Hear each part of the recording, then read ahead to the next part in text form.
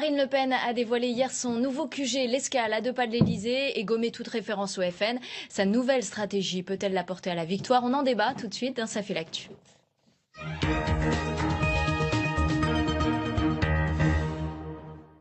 On en débat avec Éric Decouty, directeur délégué de Marianne. Bonjour Éric. Et puis avec Karl Meilus, rédacteur en chef au Figaro Magazine. Bonjour Karl. On va découvrir tout de suite les unes de vos magazines. Et on commence avec le Figaro Magazine. Le temps du retour, ce sont les chrétiens d'Orient qui sont à la une. Et puis pour Marianne, ça arrive. Pour Marianne, donc, le candidat du système par Jean-François Kahn. Donc on découvre Nicolas Sarkozy à la une du magazine. Alors on va parler de Marine Le Pen ce matin qui a dévoilé hier son nouveau QG, sa nouvelle équipe, un nouveau logo, presque un nouveau nom. En tout cas le FN ne figure nulle part. Est-ce que c'est un nouveau Front National, Éric Decouty? Ah non. Non, non, le Front National n'a pas changé. Non, ce qu'on voit, c'est qu'il y a une stratégie de Marine Le Pen qui est mise en œuvre depuis déjà pas mal de temps, de la discrétion, on parle le moins possible. Grand rendez-vous pour le programme au mois de février, je crois, c'est ça, c'est le 6 février qu'il doit y avoir la présentation du programme. On a un Front National qui adopte la stratégie de l'absence médiatique, en tous les cas de la discrétion, mais sur le fond, rien n'a changé. Rien n'a changé. On voit bien que l'organigramme que j'ai survolé rapidement, on voit que tous les équilibres sont à peu près représentés. On a dit à un moment que Marion Maréchal n'y figurerait pas, elle est là, Gollnisch est là aussi, tous les équilibres sont là. Et puis, on sait très bien que aussi ce sera Marine Le Pen qui décidera. Hein, ce sera tout ça. Donc, pour l'instant, sur le fond, pour répondre à votre question, évidemment, rien n'a changé. Discrétion le plus longtemps possible, de sorte de ne pas se mêler de cette campagne de la droite, et puis convaincu qu'elle va être au deuxième tour, que tous les sondages lui prédisent. Pour vous, c'est le même FN que celui de Jean-Marie Le Pen, mais habillé différemment? Oui, la vitrine a changé pour la rendre plus attrayante, mais l'intérieur, évidemment, est le même. Je rejoins complètement ce qu'a dit le président Decouty. Ce qui est intéressant, parce que c'est pas la première fois que le nom Front National, comme ça, est un peu gommé, disparaît. Là, ce qui est nouveau, je trouve, c'est que le nom carrément Le Pen a disparu. Marine présidente. C'est Marine présidente. Et je ne suis pas sûr que ça soit une excellente stratégie.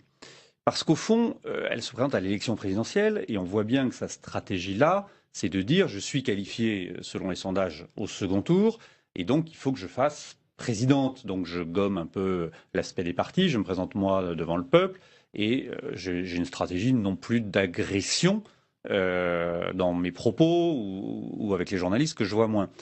Mais à ce moment-là, on ne met pas juste son prénom, parce que ça ne fait pas très présidentiel. On ne dit pas Est-ce qu'il reste beaucoup François président, Nicolas président, non. Est-ce qu'il reste beaucoup d'électeurs de Jean-Marie Le Pen chez les électeurs de Marine Le Pen? Non, mais leur question, c'est pas le fait, bien sûr qu'ils sont là. Le problème, c'est eux qui peuvent être perdus finalement. Oui, le problème, c'est que c'est les autres qui sont venus. C'est-à-dire qu'aujourd'hui, parce que la stratégie, moi, ce que je pense, c'est que la stratégie de Marine Le Pen, dont on l'a dit, la discrétion, mais rien n'a changé. Mais c'est les autres tout autour. Malgré tout, elle bénéficie du fait que tout le monde, que ce soit à gauche ou à droite, ne parle que d'elle. C'est-à-dire qu'aujourd'hui, ils ne parlent que d'elle ou que d'eux. C'est-à-dire qu'ils sont mis au centre du débat par tous les autres partis. Que ce soit la droite, on voit pendant la primaire, quel sera le meilleur opposant à Marine Le Pen. À gauche, c'est la même chose. Donc, elle est en train de bénéficier d'une stratégie, sauf que on ne répond pas. C'est-à-dire que, aussi bien à gauche qu'à droite, on ne cherche pas à parler aux gens qui sont hors l'électorat de Jean-Marie Le Pen, qui sont venus au Front National. Et là, je pense aux classes populaires, aux catégories les plus, qui sont venues vers le Front National. Et on est en confrontation avec Marine Le Pen, mais en revanche, pour ces électeurs, les électeurs qui sont venus, qui grossissent depuis des années les rangs, les bataillons des électeurs potentiels de Marine Le Pen, on ne leur parle pas. Il se passe d'une certaine façon... En se présentant comme candidat anti-système, est-ce qu'Emmanuel Macron ne cherche pas à séduire cet électorat-là? Pour l'instant, Emmanuel Macron, il ne parle pas beaucoup aux perdants de la mondialisation. Hein. Il essaye peut-être de se poser en candidat anti-système, mais la vraie question, c'est que les gens qui de plus en plus votent pour Marine Le Pen, pourquoi ils votent? Ce n'est pas que les électeurs de Jean-Marie Le Pen, le racisme, etc., ce qu'on a connu il y a quelques années. Ce sont des gens qui sont en rupture, ce qu'on appelle les victimes du déclassement, etc. Et ces gens-là, qui sont les nouveaux bataillons, aujourd'hui, à droite comme à gauche, on ne leur parle pas. Emmanuel Macron non plus, pour vous? Non. En tout cas, pas encore. On sait qu'il veut le faire, qu'il veut se présenter comme le candidat anti-Marine Le Pen, qui veut s'adresser à cet électorat. Il a deux stratégies. La première stratégie, c'est d'aller parler dans les banlieues, directement, leur parler d'emploi, ne pas parler forcément. Il était à Bobigny hier pour cette annonce de candidature. Exactement. Et donc ça, on voit bien cette stratégie-là. L'autre stratégie, de ce qu'on entend, de ce que nous disent ses proches, c'est de dire oui, on va s'adresser aux électeurs du FN en disant non, mais en fait, vous n'aimez pas les immigrés, pas parce que ce sont des immigrés, mais parce que vous n'avez pas de travail. Donc si on vous trouve du travail, vous n'aurez plus de problème avec l'immigration. Si c'est cette stratégie-là, je pense que Marine Le Pen peut dormir tranquille. Je ne suis pas sûr que ça soit la bonne. Donc, en plus, sachant que l'électorat de Marine Le Pen est un électorat exaspéré par les hommes politiques classiques. Exaspéré par l'absence de résultats et exaspéré par... C'est là où Macron essaye de jouer, en disant, comme Bruno Le Maire, moi, je suis dubitatif. Mais on va voir si ça va marcher. Voilà, c'est ça. Parce que pour le coup, je trouve qu'Emmanuel Macron est quand même très classique. Il ne suffit pas de dire je suis nouveau, comme Bruno Le Maire pour que ça change. On a bien vu, on verra bien. A priori, Bruno Le Maire, ça ne marche pas. Il y avait quelque chose d'intéressant ce matin qui est sorti, un rapport, je crois que c'est du Secours populaire ou en tous les cas d'une organisation qui parle de la pauvreté. La pauvreté. Il y a 9 millions de Français qui vivent et qui travaillent, pour certains, qui vivent en dessus ou à la limite du seuil de pauvreté. Ces gens-là, ce n'est pas des gens qui votent mécaniquement au Front National, mais en tous les cas, ça fait partie de ces bataillons de gens qui sont en dehors du système. Et l'association, je crois que c'est le Secours populaire, a alerté les candidats à la primaire de la droite en disant « mais vous ne parlez pas de ces gens-là ».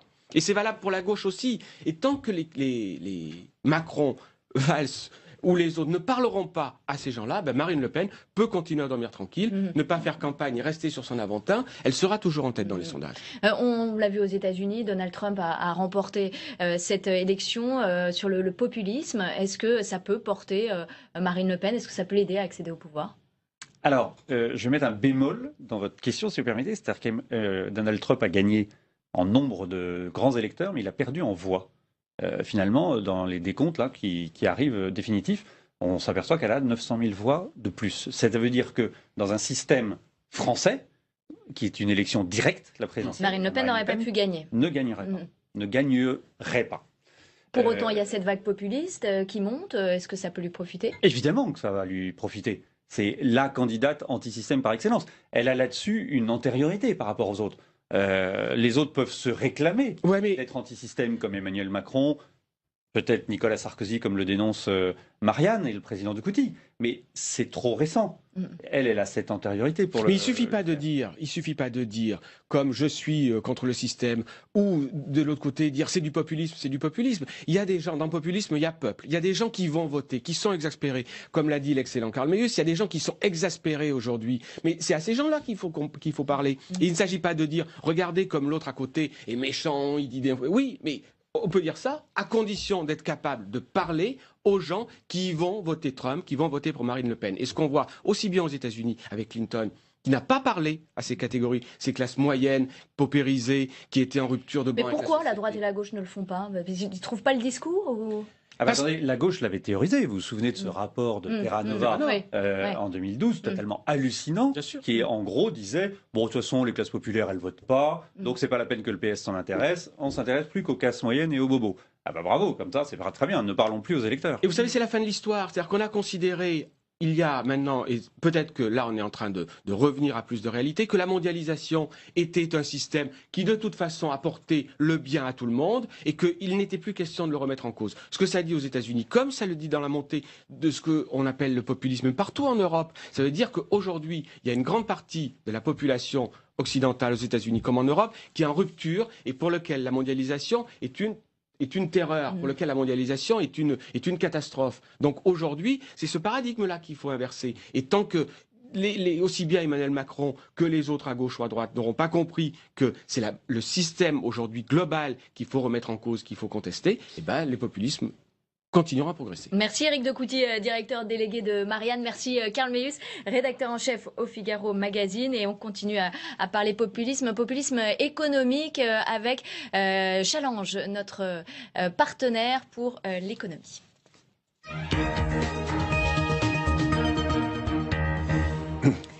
Et nous accueillons Gilles Fontaine. Bonjour Gilles d'être avec nous. Bonjour. Merci d'être avec nous ce matin. Alors la victoire surprise de Donald Trump trouve ses racines dans une forme de populisme économique. Est-ce que la France est à l'abri? Évidemment non, Brigitte. On peut même dire que des deux côtés de l'Atlantique s'est développée une faille, une fracture sociétale entre ceux qui profitent de la mondialisation et puis les victimes de la désindustrialisation. En France comme aux États-Unis, des voix s'élèvent pour que l'on mette en place des politiques qui protègent les peuples. Alors évidemment, la victoire de Trump, tout comme la victoire du Brexit d'ailleurs, aura une influence sur la présidentielle française. De là à parler de vagues populistes, il faut quand même être un peu prudent.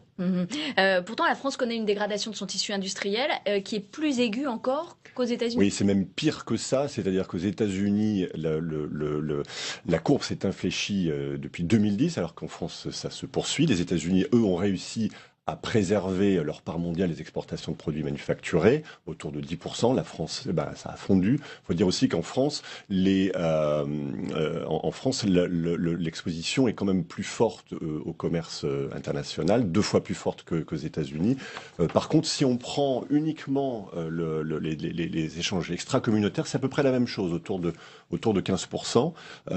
Donc, faut pas forcément tout mettre sur le dos de la mondialisation. Un dernier élément, si on prend les exportations, ces fameuses exportations chinoises qui ont détruit 1/3 des emplois industriels aux États-Unis, c'est simplement 1% pour la France. Le débat se cristallise également sur les inégalités de revenus. Alors, est-ce que sur ce point-là, la France n'est pas très différente finalement des États-Unis? Oui, et puis d'ailleurs, on peut même cristalliser ça, enfin, on peut même mettre le focus sur les salaires des patrons, parce que c'est ça qui intéresse beaucoup les opinions publiques. Aux États-Unis, le salaire moyen d'un patron du S&P 500 est passé de 2 millions de dollars à 11 millions de dollars depuis 1980. En France, c'est 5 fois plus depuis 2000, donc balle au centre. Par contre, il faut peut-être pas... tout n'est pas exactement comparable. Si on prend, par exemple, la part des revenus des 1% les plus riches, c'est 2 fois plus en 20 ans aux États-Unis. Et en France, la part a pratiquement pas changé durant la même période. Donc, attention, encore une fois, aux conclusions un peu précipitées. Et puis surtout, un devoir de réserve qui s'impose, de réserve surtout de précision et d'exactitude qui s'impose aux politiques, autant qu'aux journalistes d'ailleurs. Merci Gilles Fontaine, qui sont à la une. Et puis pour Marianne, ça arrive, pour Marianne donc, le candidat du système, par Jean-François Kahn. Donc on découvre Nicolas Sarkozy à la une du magazine. Alors on va parler de Marine Le Pen ce matin, qui a dévoilé hier son nouveau QG, Éric Decouty, directeur délégué de Marianne. Bonjour Éric. Et puis avec Karl Meilus, rédacteur en chef au Figaro Magazine. Bonjour Karl. On va découvrir tout de suite les unes de vos magazines et on commence avec... Le Figaro Magazine, le temps du retour, ce sont les chrétiens d'Orient. De la discrétion, on parle le moins possible. Grand rendez-vous pour le programme au mois de février, je crois, c'est ça, c'est le 6 février qu'il doit y avoir la présentation du programme. On a un Front National qui adopte la stratégie de l'absence médiatique, en tous les cas de la discrétion, mais sur le fond... Marine Le Pen a dévoilé hier son nouveau QG, l'Escale, à 2 pas de l'Élysée, et gommé toute référence au FN. Sa nouvelle stratégie peut-elle la porter à la victoire? On en débat tout de suite dans Ça fait l'actu.